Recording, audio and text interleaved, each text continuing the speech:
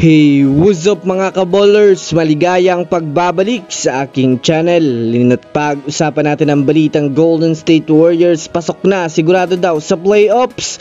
At ang balitang Lakers, no LeBron, no problem. Tara na't pag-usapan natin yan dito sa Basketball Hotshots.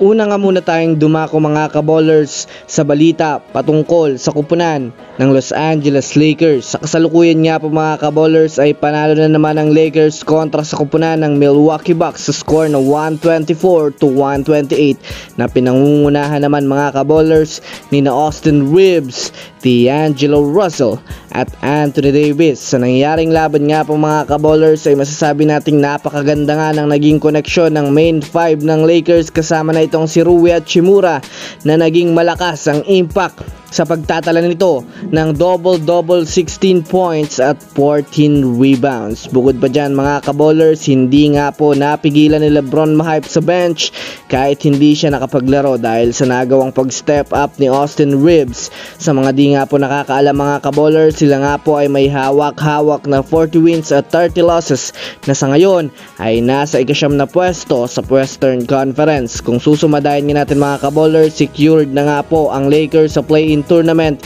kaya napakaganda nga pong balita ito para sa mga Laker fans dyan. Samantala, dumako naman tayo mga kaballers sa balita patungkol sa kupunan ng Golden State Warriors.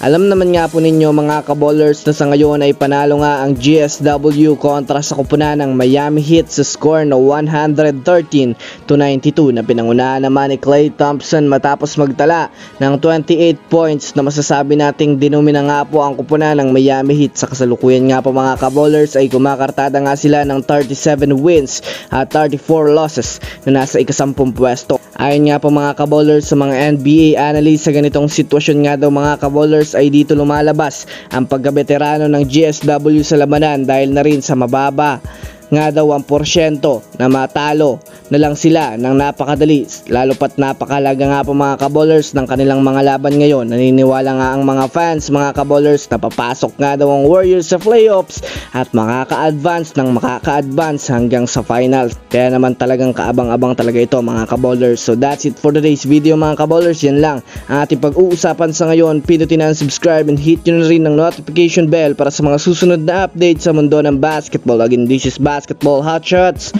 Thanks for watching.